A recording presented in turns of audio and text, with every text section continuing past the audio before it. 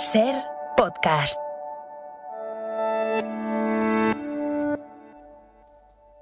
Hola, soy Bruno Alemán y estás escuchando Play Fútbol, el podcast de fútbol internacional en el que nos gusta hablar del juego.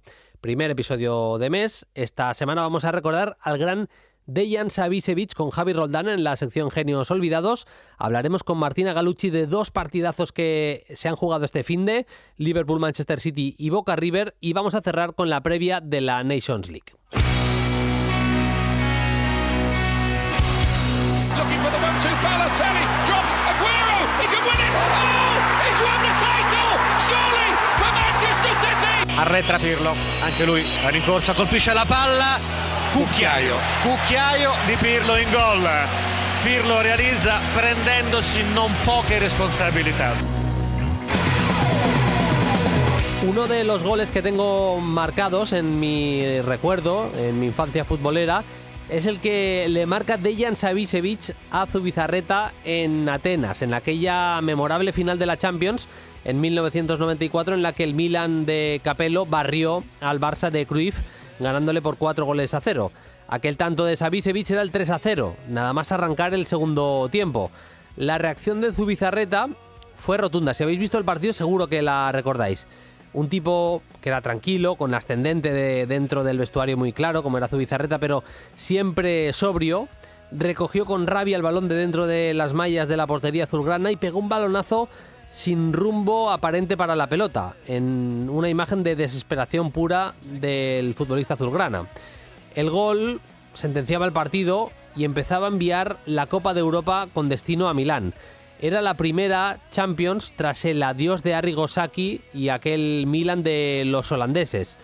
El gol define un poco lo que era Dejan Savicevic. El balcánico robó el balón en banda derecha y en caso de haber querido podía avanzar, se quedaba solo ante Zubizarreta, pero quiso hacer una genialidad, quiso hacer una vaselina. Vio que el balón le quedaba botando, que Zubizarreta estaba algo adelantado y envió una parábola por encima del meta vasco que supuso el principio del fin del Dream Team. Dejan Savicevic era un gamberro dentro del campo, tenía una finta prodigiosa, era pura gambeta y también genialidad, aderezada seguramente de una visión de juego y un golpeo absolutamente privilegiados. Un elegido al que hoy recordamos en este podcast, esta semana en Play Football, Dejan Savicevic, il genio. Albertini, lancio a cercare Savicevic, in vantaggio Nadal, e Savicevic gli ruba la palla e poi segna un gol incredibile, strepitoso il gol di Savicevic, eccezionale prodezza, 3-0 per il Milan e Savicevic incredibile.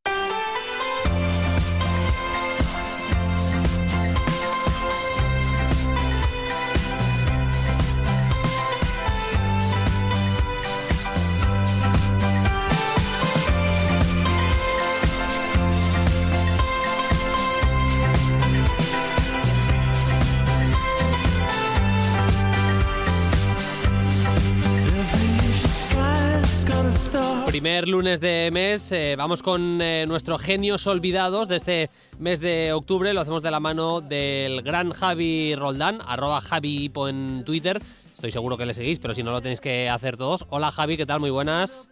Hola Bruno, buenas. Hoy para hablar de... tuvimos buena idea, hay que decirlo, en abrir la sección a las peticiones de los oyentes. Y pusimos en Twitter de qué jugadores tenía la gente ganas que hablásemos, jugadores de los que no se ha hablado tantísimo, jugadores que están seguramente en un segundo escalón de los mejores de la historia. Y precisamente para genios olvidados, hoy traemos a Il Genio, que es como le llamaban en Italia a principios de los 90, al gran Dejan Savicevic. Javi. Pues sí, Dejan Savicevic, como tú dices, Il Genio, como lo apodó Silvio Berlusconi, ¿no? cuando lo fichó, era eso, era un genio, un futbolista eminentemente técnico, que quizá tuvo una carrera menos alargada de lo que debería su talento, ¿no?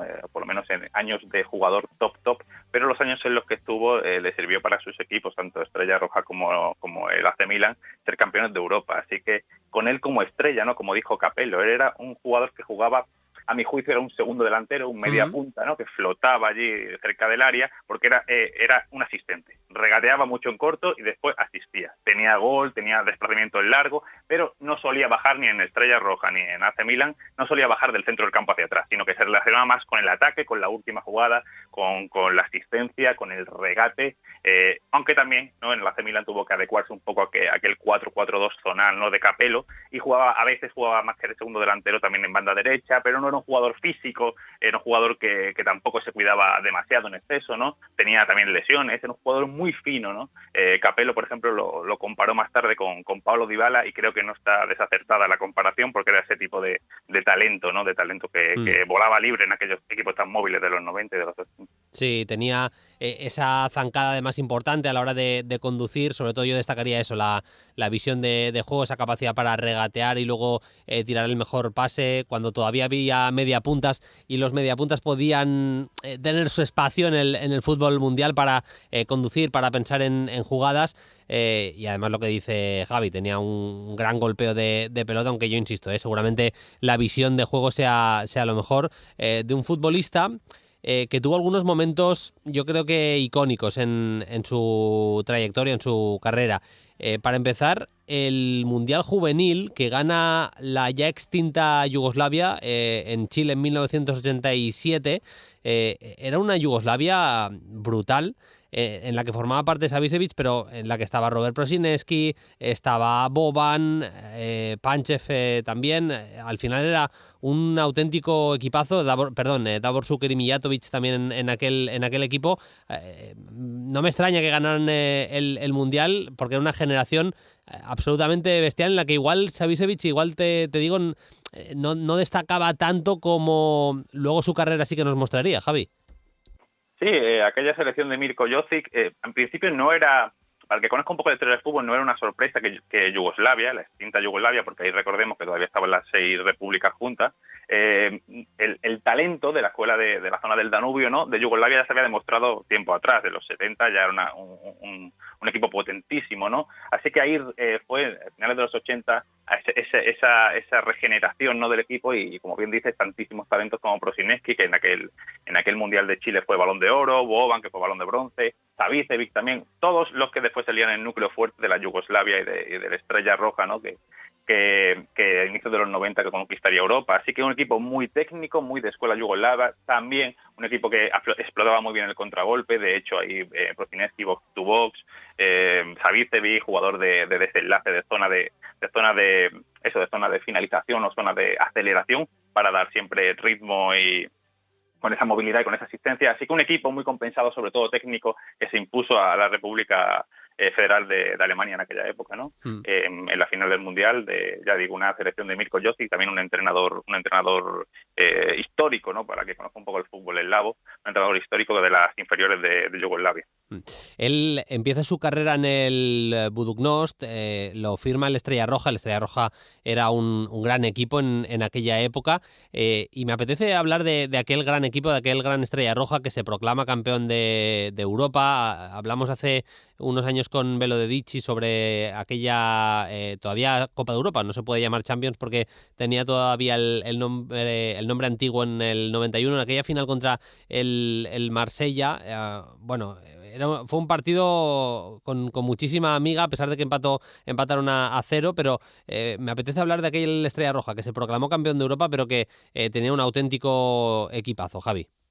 Sí, aquella final está recordada como una de las de juego más flojo de la historia, sí. ¿No? Fue un 0-0, pero se decidió en penaltis, pero aún así eran dos equipazos. De hecho, de ahí salió el Balón de Oro Papen y el Balón de Plata precisamente Savicevic, ¿no? Porque la Estrella Roja jugaba como propia escuela yugoslava, marcación combinada. Velo Dedici, como tú bien dices, había llegado de Rumanía con el Steaua Bucarest, ¿no?, que había sido importantísimo aquel equipo que le ganó la final de Copa de Europa al Barça, ¿no? Él jugaba de líbero, allí jugaba también Nadejski de central, Mihailovic jugaba un poco de de carrilero izquierdo, después Jugovic delante, Prosinecki de box to box, Savicevic un poco más adelantado, campo rival, y arriba goleador Pancev, el extremo Vinic, un equipo muy móvil, muy contragolpeador, muy técnico, que con todo merecimiento, ¿no?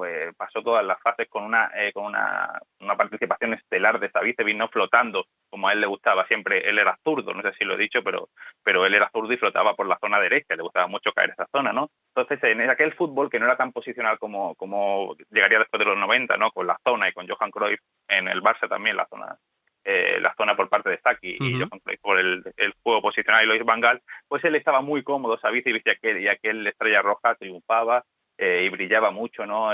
Tanto también porque eran jugadores muy competitivos, ¿no? Yugoslavia siempre ha sido un país competitivo, los entrenadores eran una mentalidad muy sólida, ¿no? También mucha preparación física, y llegó pues venciendo a los equipos de alemanes, al Dresde, donde marcó Savicevic, al Bayern de Múnich, así que fue una Copa de Europa histórica, ¿no? La Copa de Europa, la única Copa de Europa conseguida por el equipo de Yugoslavia, y sin duda un equipo de para mí mucha categoría, todos los jugadores, muy comentado, todos los jugadores a la altura técnica de ser campeones de Europa, y no fue ninguna sorpresa a mi juicio.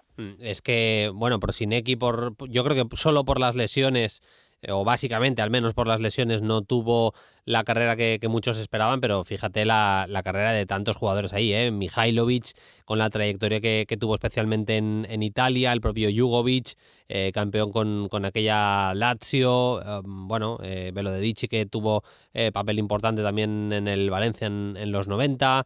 Es que estamos hablando de un equipo muy top, evidentemente nuestro protagonista de hoy, Savicevic, y Panchev también súper goleador. Bueno, un auténtico equipazo, aquel que se proclamó campeón de la Copa de Europa en el 91. He leído que tuvo ofertas importantes para salir de aquel Estrella Roja, aquel Marsella, que a la postre sería campeón, también un par de años después, en el 93 en este caso, pero él acabó eligiendo el Milan. No era una transición fácil, hay que decirlo. Llegaba a ese Milan de después de los holandeses, y la presión era importante, pero desde el principio yo creo que supo lidiar con esa presión. Javi. Sí, en cuanto a lo de las ofertas, Julio Maldonado contó en su libro, un libro que recomiendo, se llama Puro Maldini, contó en su libro la anécdota de que en el año 90 estuvo reunido con Mendoza, ¿no? Porque ya estaba en el mundillo. Sí. Estuvo reunido con Mendoza, y Mendoza fue a ver a Savicevic, que es uno de los vídeos de Maldini, porque en aquella época era complicado conseguir material, y Maldini ya lo tenía, y se asombró de Prosinecki. Por eso, digamos que dejó aparte la opción Savicevic, que la aprovechó el Milan luego en diciembre del 91, y así fue la historia del fichaje. Pero como bien dices, en el tema de la adaptación a aquel Milan post-Saki, ¿no? Era complicado también porque el Milan jugaba totalmente en zona, que era algo muy novedoso, y eso llevaba una implicación, digamos, táctica y posicional distinta a la que él estaba acostumbrado, Savicevic. ¿Qué hizo Capello? Pues darle un buen puesto, un buen rol, como el propio Capello dijo. Todos trabajaban para que Savicevic brillase, ¿no? Y en la temporada en la que ganó la Copa la Liga de Campeones, ya la Champions League, la que se la ganó al Barça 4-0 en Atenas, conocidísima, y tanto como la siguiente, que llegó a la final, pues en este rol ahí junto con Massaro en la delantera del 4-4-2, que a veces se convertía en un 4-3-3, ¿no? Consiguió adaptarse a las mil maravillas, más bien porque tenía tanto talento que el entrenador Capello, que era muy inteligente, supo hacer un hábitat bueno para él, porque si no le hubiese costado mucho cambiar de un equipo como el Estrella Roja, pese al potencial que tenía, a un equipo como el AC Milan, que era algo distinto en lo conceptual. Te leí hace unos días en Twitter sobre aquella final del 94. No lo sabía por aquel entonces Dejan Savicevic, pero fue uno de los asesinos del Dream Team, si se puede decir así, asesinos inesperados. Llegaba el Barça como mínimo a la altura del Milán en cuanto a pronósticos a aquella final. Voy a leer las alineaciones. Yo es un partido que tengo muy presente, de los primeros partidos que recuerdo perfectamente cómo se produjo en la Champions League, si hablamos de esta competición de la Champions. Mira, jugaba el Milan con Rossi en la portería, Tassotti, Galli, Maldini y Panucci en la defensa. Ojito al centro del campo también, Boban, Albertini, Desailly, Donadoni, como decía ahora Javi, con Savicevic más haciendo un poco la media punta y Masaro arriba, pero bueno, esa doble punta, Savicevic, Masaro. Y el Barça jugó aquel día con Zubizarreta en la portería, Ferrer, Koeman, Nadal y Sergi en la defensa, con Guardiola, Amor y Vaquero en el centro del campo. Begiristain jugó de extremo izquierdo, Stoichkov en el extremo por la derecha. Bueno, ya sabéis que había intercambio de posiciones con Cruyff y demás, pero siempre extremos y bien pegados a las bandas. Y Romario en punta de ataque, un partido en el que el Milan pasó por encima del Barça y en el que Savicevic nos dejó un auténtico golazo, Javi, para el recuerdo, ¿eh? Sí, en esas alineaciones que dices llama la atención las bajas de Valeschi, de Costa Curta, el Laudrup no estaba, que fue el descarte extranjero de Johan Cruyff, luego se arrepintió de ello, y fue un 4-0 donde Savicevic fue absolutamente el mejor.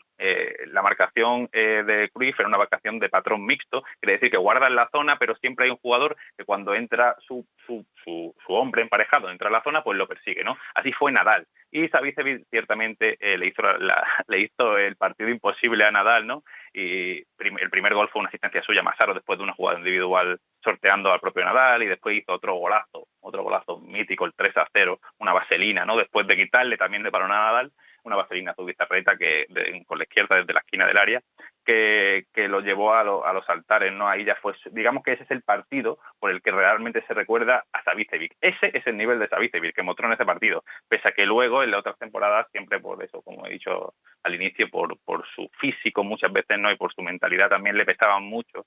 Benito Floro dijo que a Prosineski le pesaba mucho también la guerra de los Balcanes, ¿no? Que recordemos que a partir del año 91 fue una de las cosas de las situaciones por las que los jugadores emigraron de allí, de Serbia, de Croacia, y creo que ese partido es el partido que todo el mundo debería ver si quiere conocer a Savicevic. Un jugador para el recuerdo, evidentemente, y una final para el recuerdo. Yo creo que es muy icónico también, ya no solo el gol que le marca Savicevic a Zubizarreta, sino la reacción de Zubi, que en un gesto de rabia, Zubi era un portero muy sobrio, muy tranquilo siempre en el campo, seguramente para lo bueno y para lo malo, pero lo era. A mí es un portero que por características, la verdad es que me gustaba bastante, me gustaba más que a la media de la gente, y en aquel momento coge, en un gesto de rabia, coge la pelota, le pega un balonazo hacia el centro del campo, como pocas veces había visto a Andoni Zubizarreta. Savicevic, uno de los héroes de aquel Milan de Capello, campeón de la Copa de Europa. Antes de cerrar, Javi, no me quiero quedar con las ganas de preguntarte qué hubiera sido de aquella Yugoslavia si no se hubiera extendido, si no hubiera habido los problemas evidentemente políticos, la guerra de los Balcanes y aquella escisión. Nunca se sabe lo que hubiera pasado y, por ejemplo, gracias a eso tuvimos a aquella Croacia súper disfrutable en el 98, pero también por aquello la carrera en lo internacional de Savicevic se quedó, en lo internacional me refiero a partidos con su selección, con Yugoslavia, se quedó un puntito por detrás de lo que cabía esperar de un Balón de Plata, un jugador que quedó segundo en una votación de un Balón de Oro y que firmó finales como la del 91 contra el Marsella y sobre todo la del 94 contra el Barça. Claro, él es montenegrino, entonces después de la desmembración de Croacia y Eslovenia se fueron por su lado en el 92, la selección yugoslava no pudo estar en la Eurocopa de Suecia 92, pese a que había quedado primera. De hecho fue ese conocido caso de que Dinamarca quedó segunda y la llaman a última hora y la gana. Entonces esto perjudicó mucho a Savicevic porque en la selección Serbia y Montenegro no está en USA 94 ni en la Eurocopa 96, que es digamos la horquilla de edad alrededor de los 25 o 30 años, la que Savicevic explota, ¿no? Esto le perjudicó mucho. ¿Y qué hubiese sido de aquella selección en el futuro? Pues yo creo que hay aparte de la guerra de los Balcanes, ¿no? De la desmembración, hay un punto que es más fundamental aún en el fútbol, que es el de la ley Bosman, que llega en el 96, ¿no? Que eso sí quiebra un poco todas las escuelas, ¿no? Ya creo que hubiera sido lo mismo que la selección holandesa, pues embajada, aunque con mucho talento, porque aquella zona siempre da talento, aquella zona como he dicho antes, del Danubio, pero creo que el futuro no hubiera sido tampoco muy halagüeño, más que nada, sobre todo por la sentencia Bosman que abrió el mercado a y la globalización, ¿no? En general, que a los más potentes se comieron a los países que no tenían ese poderío económico, ¿no? Luego ha tenido una trayectoria, después de retirado, siempre vinculado al fútbol, pero bueno, lo que le disfrutamos en la cancha, en el verde, evidentemente no se puede igualar. Una zurda de oro, la de Il Genio, Dejan Savicevic, que ha sido nuestro protagonista en el Genios Olvidados del mes de octubre. Un placer, como siempre, charlar contigo, Javi. Hasta la próxima. Un abrazo. Igualmente, Bruno, un abrazo. Seguimos con más contenidos en Play Fútbol.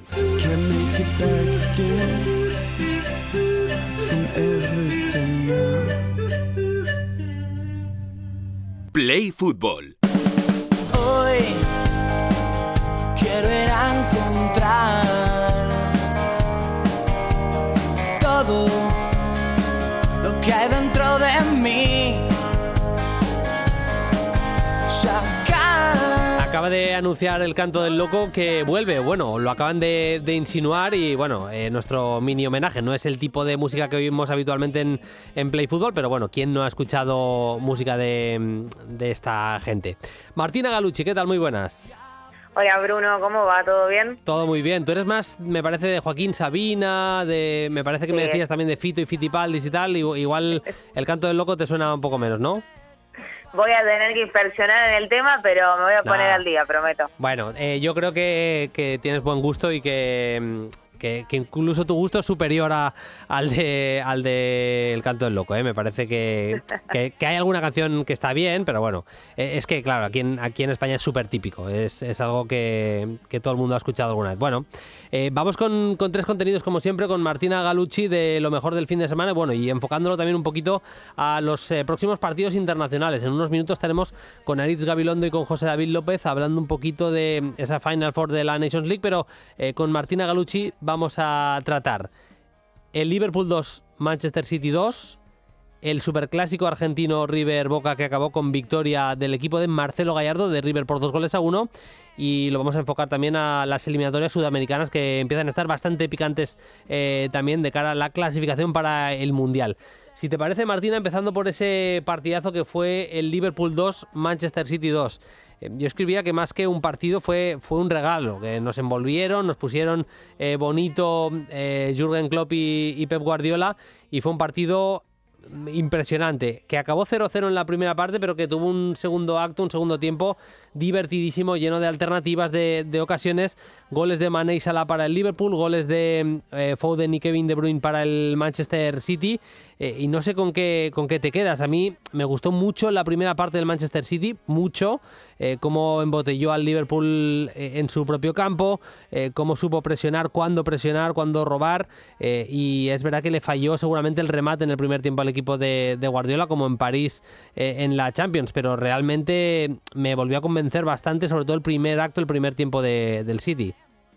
Qué semana que tuvo el City, porque ya el fin de pasado había jugado con el Chelsea, después entre semana con el PSG y ahora con Liverpool en Anfield. Un panorama, la verdad, que el que le tocó a Pep Guardiola. Bueno, sinceramente fue un partido que tuvo los goles en el segundo tiempo, pero que tuvo juego durante todo el partido. Nada, la verdad que cómo empezó el City, lo decías recién Bruno, un Liverpool totalmente compacto en unos 30 metros, no más que eso, metido totalmente en su campo. La verdad que, bueno, lo supo contrarrestar bastante bien al City en el primer tiempo, sobre todo, porque tuvo también bastantes intenciones. Me gustó ese intercambio de roles que tenían Foden y Grealish de izquierda al centro de la cancha, que bueno, sabemos que Pep no suele jugar con muchos puestos fijos, o sea, no vemos a un jugador por puesto en la cancha, y eso quizás ayuda bastante a desordenar, pero lo que sí obligó, digamos, el Liverpool al City a intentar, digamos, entrar por los costados de la cancha. El City no pudo concretar los espacios cruzados, digamos, sí lo hizo en el segundo tiempo, sobre todo en el gol de Foden, que entra por el costado, digamos, sobresaliendo del centro a la izquierda, pero que sin duda fue un partido que, bueno, se estaban jugando también bastante, porque el Liverpool podía quedar como único puntero, el Manchester City podía quedar con la misma cantidad de puntos que el Chelsea, y bueno, ya empezar a sacar un poco de ventaja del resto de los equipos es algo importante. Bueno, qué decir de Guardiola y de Klopp, son dos muy conocidos técnicos entre ellos, porque ya también se enfrentaban en lo que era la Bundesliga, cuando uno estaba en el Dortmund y el otro en el Bayern, nada más y nada menos. Y buscando algunos datos me encontré con que están demasiado, por no decir muy parejos, en los historiales, porque en todas las veces que se enfrentaron, los equipos de Klopp ganaron 9 veces, los de Pep ganaron 9 y empataron 4 con este partido. Empate técnico.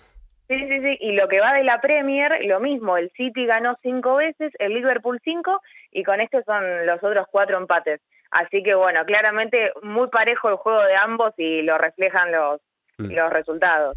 Gran Mohamed Salah, en la jugada del gol de Sadio Mané, consigue regatear a Cancelo y meter ese balón al espacio, que es el primer gol del partido, asistencia, y luego el gol que marca el egipcio. Es que es una locura, yo creo que son 3 o 4 jugadores a los que sortea y acaba definiendo. Sí, a Laporte lo sacó a bailar. Directamente, es verdad, sí. Primero a Bernardo Silva y un par de futbolistas más, me parecen, en la misma acción, y luego a Laporte, como dice Martina, lo saca a bailar, y es que acaba definiendo con la pierna derecha y acaba batiendo a Ederson. Si no me equivoco, son 6 goles en la Premier, 3 goles en Champions, y me parece que son 3 asistencias las que lleva Mohamed Salah en este gran arranque de temporada del egipcio. Me gustó Kevin De Bruyne, me gustó Foden, lo que decía Martina, y Bernardo Silva jugó también un partidazo por parte del Manchester City. Empate a 2, que lo que deja es al Chelsea líder en la Premier League, líder en solitario ahora mismo con 16 puntos. Teníamos superclásico en Argentina. Martina, no sé si le quitó algo de peso la gran final del Mundial de Futsal, de fútbol sala, que jugó en la selección albiceleste, pero que no pudo ganar ante Portugal. ¿Le quitó algo de foco mediático, o un superclásico allí es un superclásico? Y acá los superclásicos siempre en la semana previa es de lo único que se habla, se debate de qué equipo llega mejor, bueno, además de ver los historiales y todo. En horario argentino, la final del futsal fue a las 2 de la tarde y después el superclásico fue a las 5, así que tuvimos ahí todo junto, digamos, por decirlo de alguna manera. Lamentablemente, bueno, los jugadores del futsal no pudieron conseguir el bicampeonato porque ya en 2016 habían sido campeones del mundo y bueno, fue derrota 2-1 con una jugada en literalmente 4 segundos de partido quedaban cuando la pelota pegó en el palo y bueno, le dio a Portugal la copa en esta ocasión.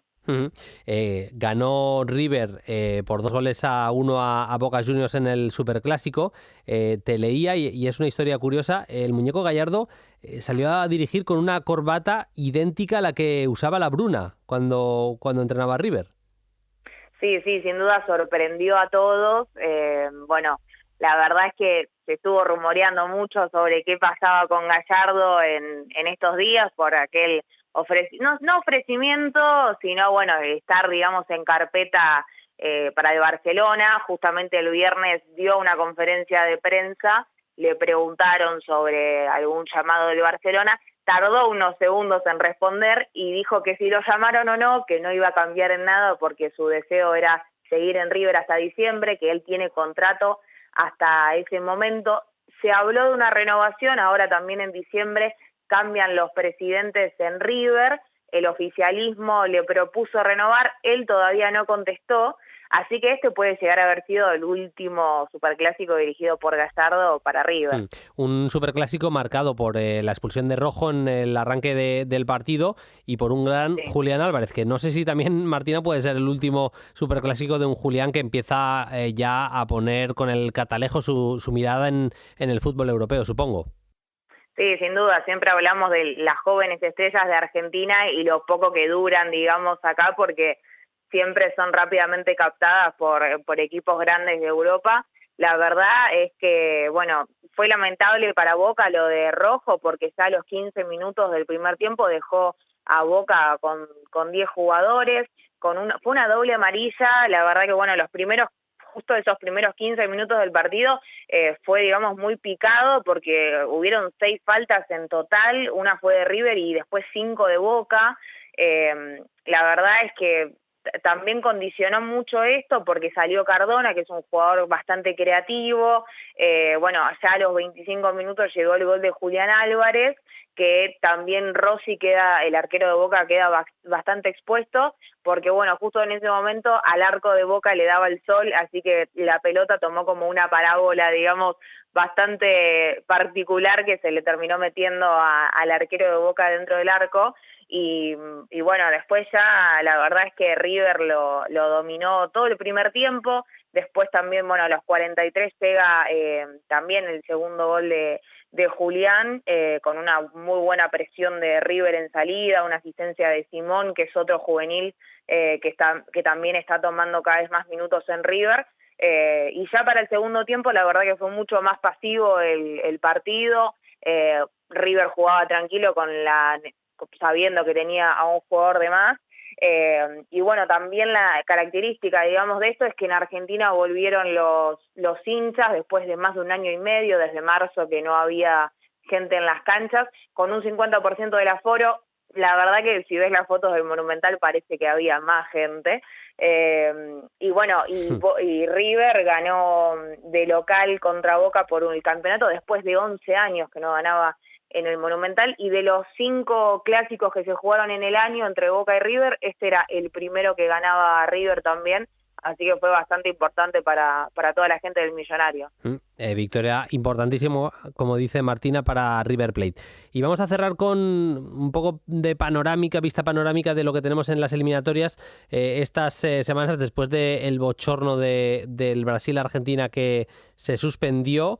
Tenemos a Brasil ahora mismo, Brasil primera con 24 puntos, Argentina segunda con 18, Uruguay tercera con 15 y un partido más que Argentina y Brasil, Ecuador es cuarta con 13 y jugaría el playoff intercontinental la selección de Colombia, que es quinta clasificada ahora mismo con 13 puntos. Se quedarían fuera Paraguay, Perú, Chile, Bolivia y Venezuela. No sé, Martina, ¿con qué te quedas de estos partidos, estas semanas de eliminatorias sudamericanas? Bueno, se van a jugar 3 partidos, lo usual siempre es jugar 2, pero como en marzo no se pudieron llevar a cabo las eliminatorias por los jugadores que no pudieron estar por justamente jugar con sus clubes en Europa, que fue un momento bastante complicado con el COVID, se va a agregar la 5ª fecha, estas en realidad serían las fechas 11 y 12, y se juega también la 5ª. Bueno, son partidos bastante importantes. Creo que Uruguay es una de las selecciones que no es que lo tiene complicado, pero le vienen duelos bastante importantes. El primero es con Colombia el jueves 7, después el domingo 10 con Argentina, el clásico rioplatense, justamente en la cancha de River, y el jueves 14 cierra también jugando con Brasil en Brasil, así que esos duelos creo que son los más importantes. También, bueno, se destaca el Colombia-Brasil que hay en la fecha 5, que es en el día domingo 10, la tiene bastante complicada Chile, que tiene la presión de no haber estado en el último mundial, tiene 7 puntos, o sea, está muy lejos siquiera de poder pelear un repechaje. Sorprende para bien la convocatoria de Ben Brereton, que no había podido estar en las últimas eliminatorias por el hecho de jugar en Inglaterra. Lo mismo para Brasil, ¿no?, que recupera a 9 jugadores que no había podido tener en las últimas convocatorias por lo del COVID y los clubes y demás, pero que bueno, sin duda se están empezando a estirar las brechas entre los equipos que se suponen que van a estar clasificados, aunque a Brasil y Argentina les falta un partido por disputar, y los que ya, como por ejemplo Venezuela o Bolivia, la tienen bastante complicada. Pues veremos qué es lo que pasa. Son partidos valederos para la clasificación al Mundial de Qatar 2022. Insisto, Brasil y Argentina han puesto la directa y parece que lo tienen todo de cara para clasificarse, aunque tienen que acabar de cerrar el trabajo. Bueno, Uruguay tiene doble partido más que interesante, 3 partidos, pero doble partido, como nos comentaba Martina, bastante picante. Veremos qué es lo que ocurre. Martina, como siempre, muchas gracias. El lunes que viene volvemos a hablar. Hasta entonces, un abrazo. Un gusto, buena semana.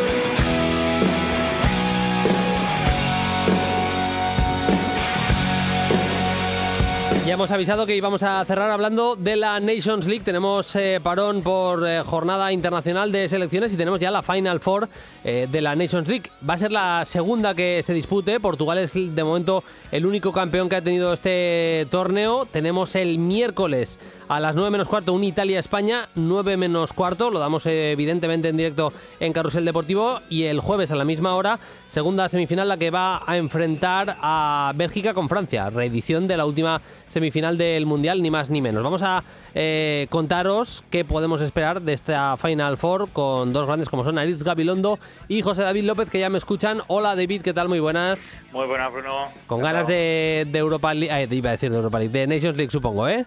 Mira, si te digo la verdad, muchísimas ganas. Y además me encanta juntarme en esto con Aritz, porque somos los dos defensores absolutos del fútbol de selecciones, así que me encanta este tipo de llamadas.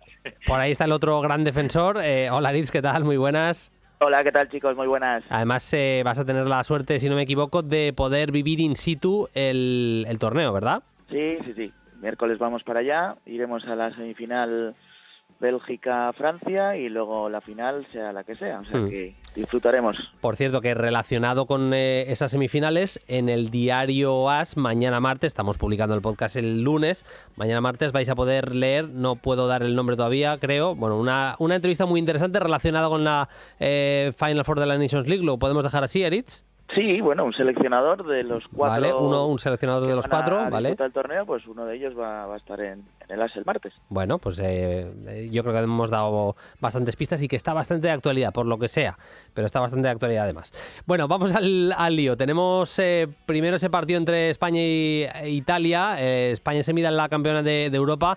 En unos días muy convulsos, David, para la selección española de fútbol.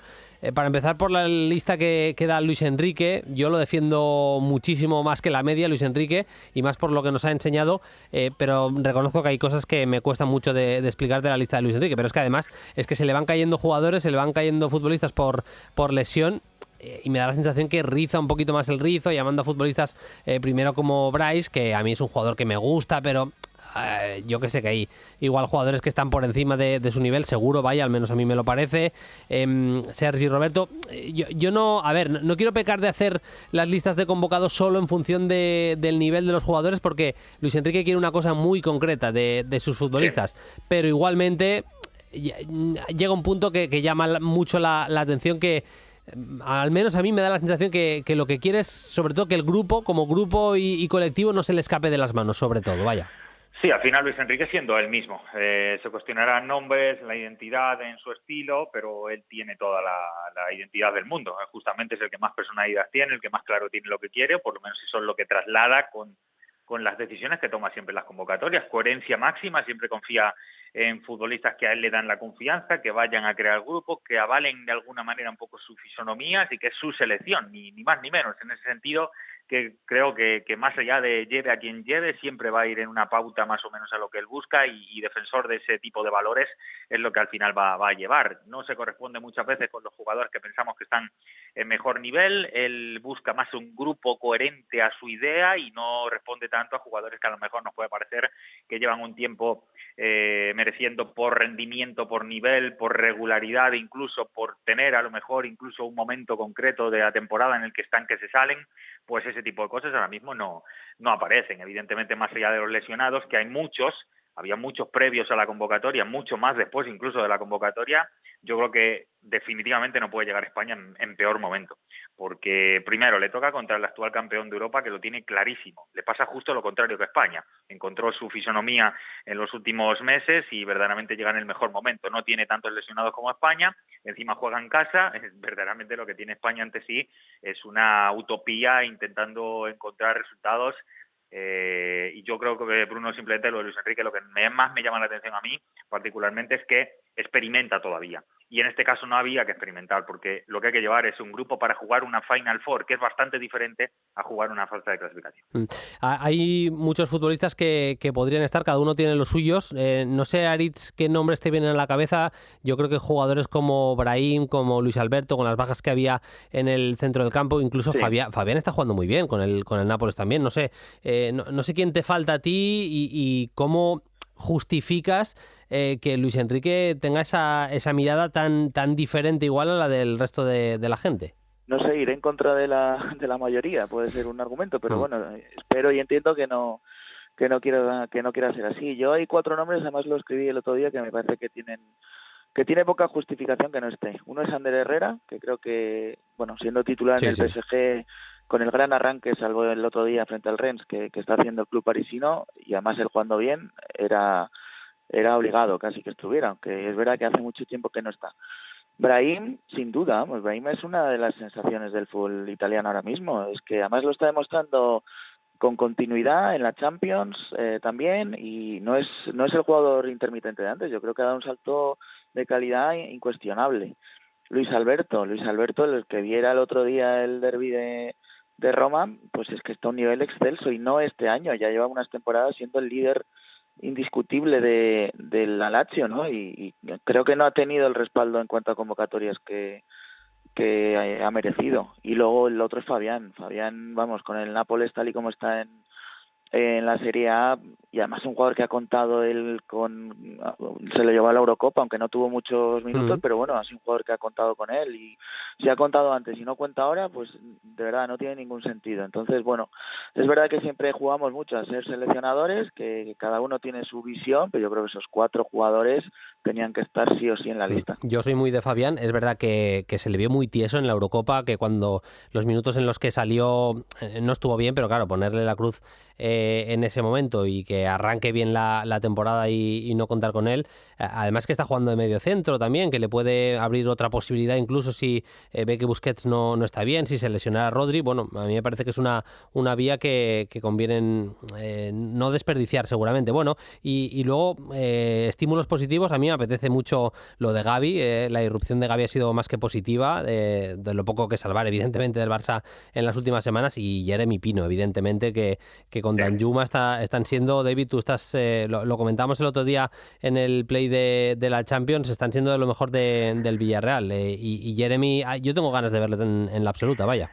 Sí, no está en esa Nation League, pero Holanda, aunque no haya llevado a Danjuma, pues me parece grotesco al máximo, sí. Verdaderamente, pero bueno, por hablarlo de España, sí, Jeremy Pino, para mí, si hay algún factor en ataque de jugadores diferenciales ahora mismo que te puedan aportar algo muy diferente y que verdaderamente sepas que van a dar rendimiento inmediato, o que por lo menos están en ese pico alto, es lo que decía antes, a lo mejor no te llevas a jugador por regularidad, pero sí porque estén atravesando un buen momento. Jeremy Pino lo tiene que hacer, porque además es un jugador que amenaza constantemente, que tiene esa llegada para otorgar gol, así que dentro del poquísimo gol que va a llevar España a esta convocatoria deben estar jugadores de ese tipo. Y aquí me quería detener, Bruno, porque lo del gol es verdaderamente grotesco lo que tiene España, tiene una ausencia tremenda.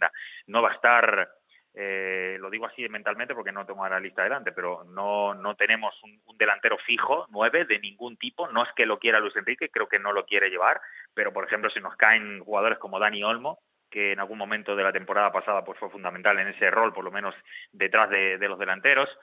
Ferran se ha caído un poco ahora en las últimas semanas, no tenemos a Morata, verdaderamente... Gerard Moreno tampoco. Claro, Gerard, es verdad, una baja de las gordas, es que verdaderamente llegan muy, muy tocado, y después cuando convocas se te cae Brahim, que más, mejor dicho, el jugador del Celta. Bryce, sí. Bryce, y también se te cae Llorente, pues evidentemente...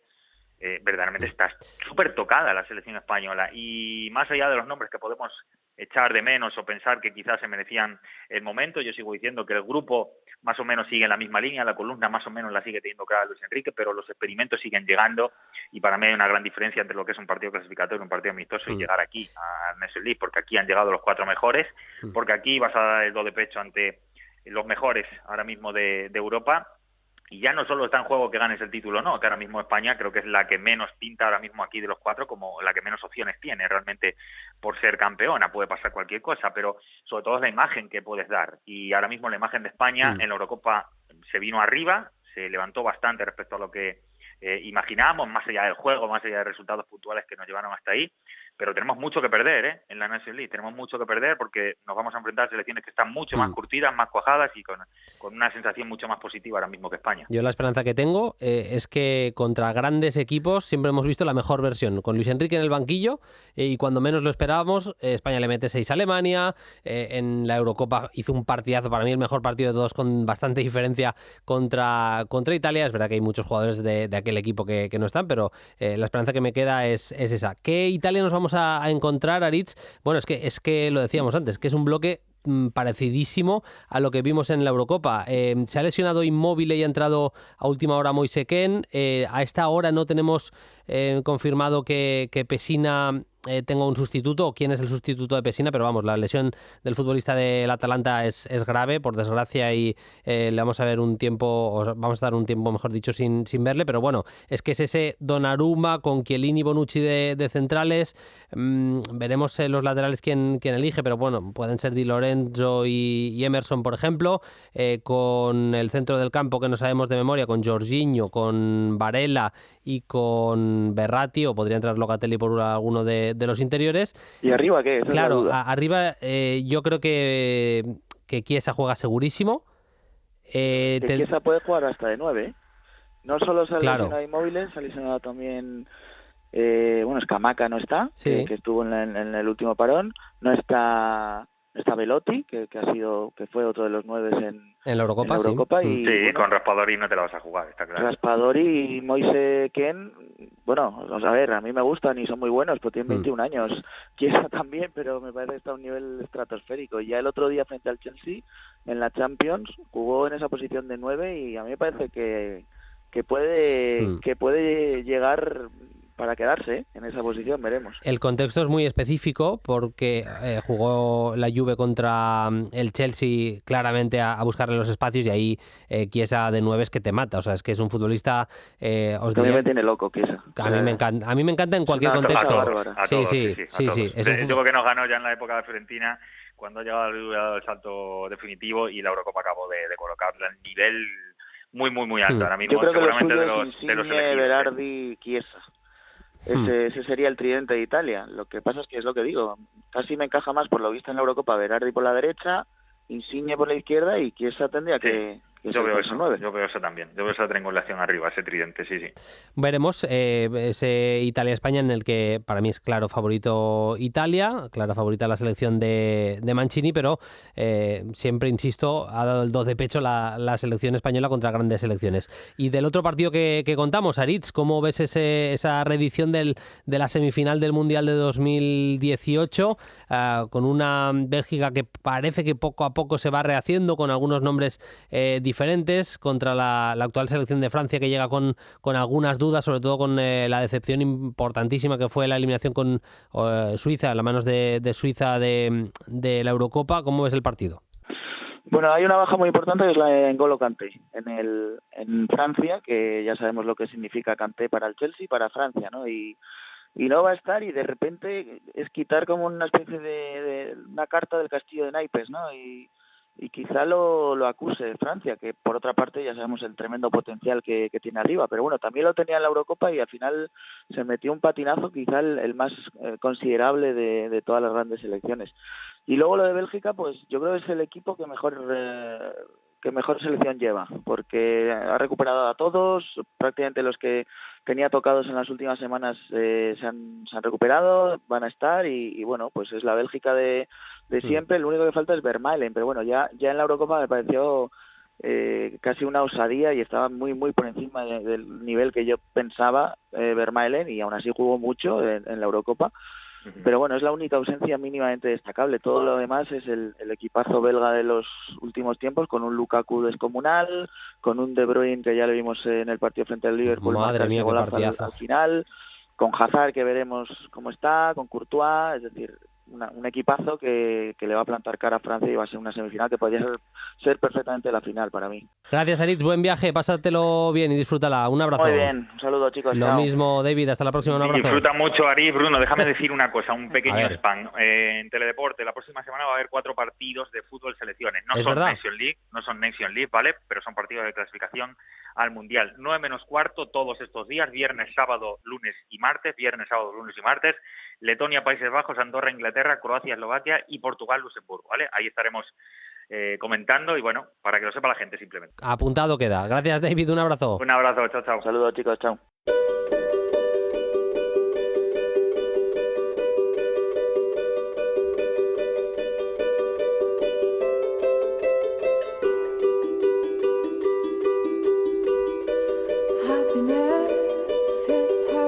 Hasta aquí el episodio de hoy, de esta semana de Play Fútbol. Nosotros volvemos la semana que viene. Ya sabéis que podéis escuchar la Nations League en directo en Carrusel, con las 2 semifinales. Las vamos a contar desde Italia miércoles y jueves, y con la gran final el domingo a las 9 menos cuarto, también en directo en Carrusel Deportivo. Precisamente de Italia nos llega el sonido con el que cerramos esta semana. Los compañeros de DAZN en Italia pudieron meter en directo y tener una conversación, una mini conversación entre Mourinho y Spalletti, técnicos de la Roma y del Nápoles, después de ganar sus partidos de ayer. Y quedó una cosa bastante simpática. Grande Spallettone, grande. Ma chi vuoi vincere tutte le partite? Ma stai buono te che sei pericoloso. Ma secondo me tu devi perdere la prossima partita fuera casa. Le dice Mourinho a Spalletti, dice, grande Spallettone, dice que vas a ganar todos los partidos. Spalletti le dice, nada, déjame que tú eres muy peligroso, y Mourinho le dice, bueno, yo creo que el que tienes que perder es el próximo partido que tenéis fuera de casa. El próximo precisamente es un Roma-Nápoles, partido con bastante carga en lo emocional, y que va a ser más que divertido. Están bien, tanto la Roma como el Nápoles, sobre todo el Nápoles, que va líder destacado en la clasificación en Italia, líder único de la Serie A de lo que hemos disputado hasta el momento.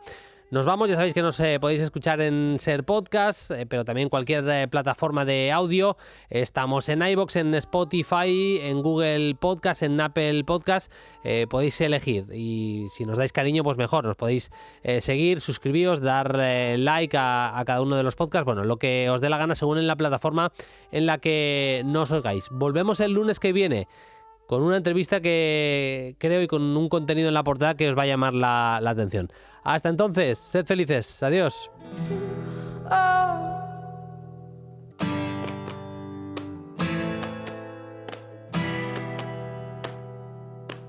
Run fast for your mother, run fast for your father, run for your children, for your sisters and brothers. Leave all your love and your longing behind. You can't carry it with you if you want to survive. The dog days are over, the dog days are done. Suscríbete a Play Fútbol. Todos los episodios y contenidos adicionales en la app de Cadena Ser y en nuestros canales de Apple Podcast, Spotify, iVoox, Google Podcast y YouTube. Disponible los lunes a las 10 de la mañana. Cadena Ser. La radio.